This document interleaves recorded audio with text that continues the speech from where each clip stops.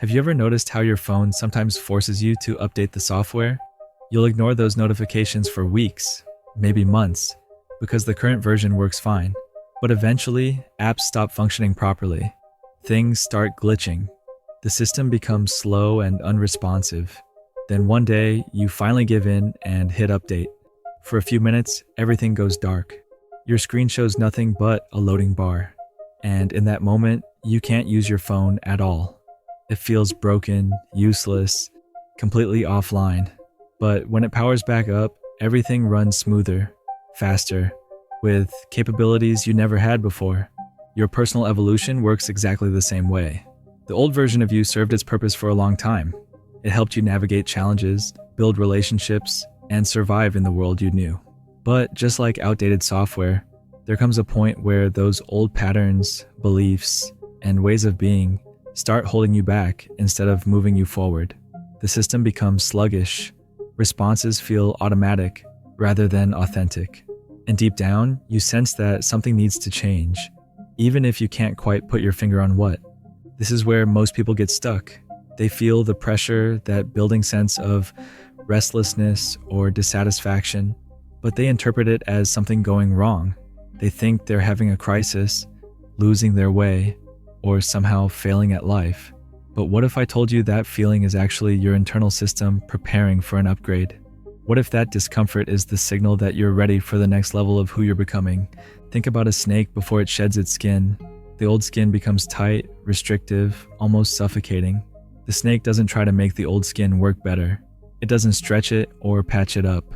Instead, it allows the natural process of shedding to occur, trusting that what emerges will be more suitable for its continued growth. The period right before shedding is the most uncomfortable, when the snake feels trapped between what it was and what it's becoming. But that discomfort is temporary, and it's necessary. You're in that same space right now. The old version of you is becoming too small, too limited for who you're evolving into. The thoughts that used to define you feel foreign. The goals that once excited you seem hollow. Even your daily routines might feel like they belong to someone else. This isn't regression. This is your consciousness expanding beyond the boundaries of your former identity. But here's what makes this process so challenging. Your brain is wired to resist change, even positive change. It's designed to keep you safe, and safety to your nervous system means familiar. So when the old patterns start dissolving, your mind sounds every alarm it has. It floods you with anxiety, doubt, and the overwhelming urge to go back to what you know. It whispers that you're making a mistake, that you should return to the comfortable prison of your previous limitations. This internal resistance shows up in predictable ways. You might find yourself second-guessing decisions you felt confident about just days before. You could experience waves of nostalgia for a past that wasn't even that great, simply because it was known. Or you might catch yourself sabotaging progress, unconsciously pulling back toward old habits that no longer serve you. All of this is normal. It's not evidence that you're going in the wrong direction. It's proof that real transformation is happening.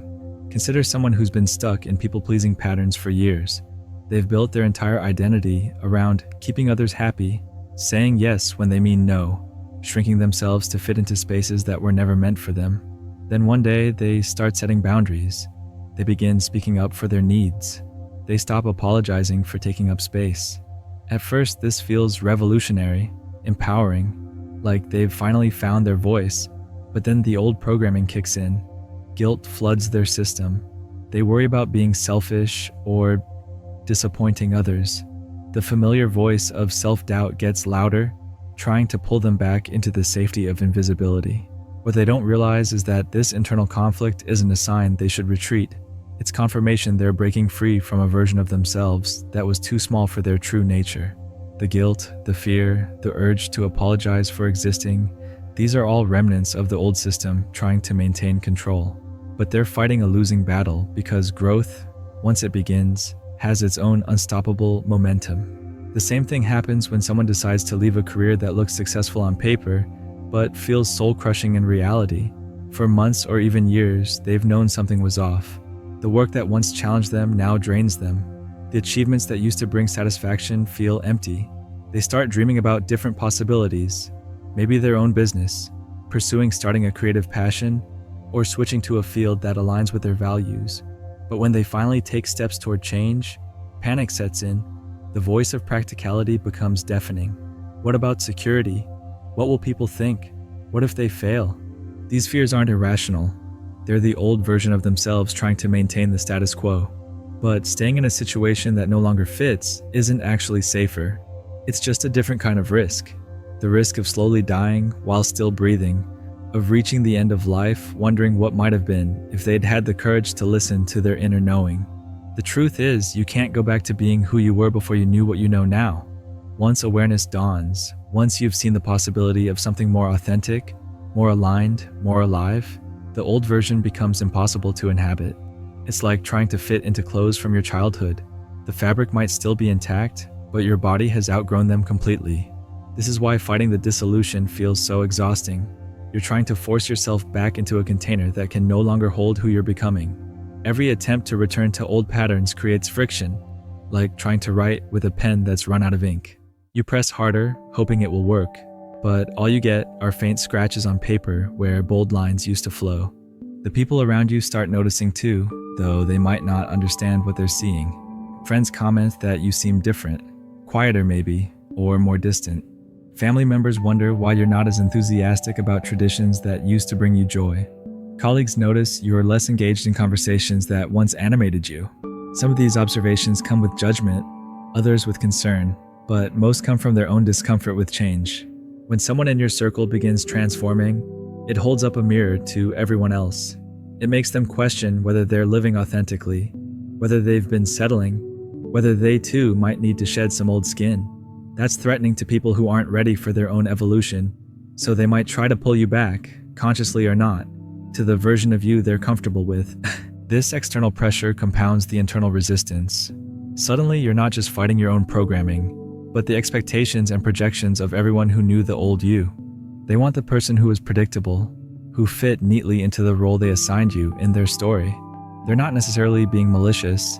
They're just responding from their own fear of change, their own attachment to the familiar. But here's what they don't understand, what even you might not fully grasp yet. The old version of you wasn't really you at all. It was a collection of adaptations, coping mechanisms, and learned behaviors designed to help you survive in circumstances that may no longer exist. That version was built from fragments of other people's expectations, societal conditioning, and survival strategies that served you once but have now become limitations. Think of it like this. A tree growing in a forest develops differently than one growing in an open field. The forest tree stretches tall and narrow, competing for sunlight among crowded branches. Its root system spreads wide but shallow, sharing resources with other trees. But if you transplant that same tree to open ground, it has the opportunity to grow in ways it never could before. Its branches can spread wider. Its roots can go deeper. It can develop into full expression of its genetic potential. You're that tree being transplanted. The old environment shaped you in specific ways, and you adapted beautifully to those conditions. But now you're in different soil, under a different sky, with access to resources you never had before. The growth patterns that served you in the forest are no longer necessary or helpful. Your system is naturally trying to reorganize itself to match your new environment. But part of you keeps trying to grow like you're still surrounded by competing trees. This is why the transition feels so disorienting. You're operating between two worlds, the one that formed you and the one calling you forward. Neither feels completely real. The past seems foreign, like someone else's life. The future feels uncertain, undefined, full of possibility but lacking concrete form. And the present moment stretches between them like a bridge you're not sure will hold your weight. But this liminal space, this threshold between versions of yourself, is sacred. It's where transformation actually happens. Not in the comfort of the known or the fantasy of the imagined future, but in the tender vulnerability of becoming. This is where you discover what remains when everything non-essential falls away. What stays isn't the roles you played, or the masks you wore, or the strategies you used to get approval. What remains is something more fundamental, more true. It's the part of you that existed before you learned to doubt your instincts. The part that knew what you loved before you were told what you should want. The part that felt connected to something larger than yourself before you forgot your own belonging. This essence doesn't need to be created or developed or improved. It just needs space to breathe, permission to exist, freedom from the layers of conditioning that have been covering it up. As the old version dissolves, this core self naturally begins to emerge, not as something new you're becoming, but as something eternal you're finally remembering. And the strangest thing happens during this process. The more you let go of who you thought you were supposed to be, the more you discover who you actually are.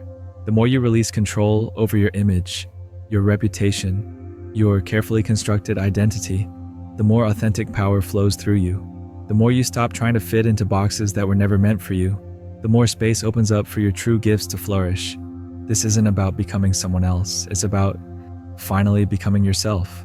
So if you're feeling that restlessness right now, that sense of outgrowing your own life, don't resist it.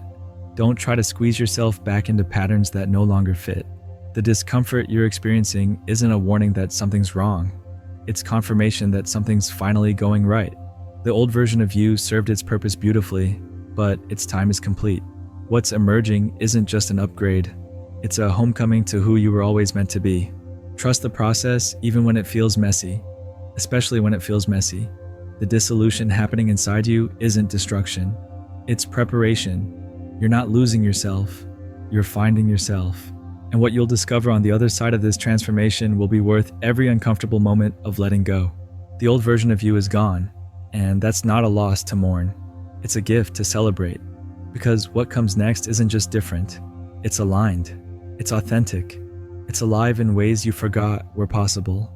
Don't fear what's next. Welcome it. You've been preparing for this moment your entire life.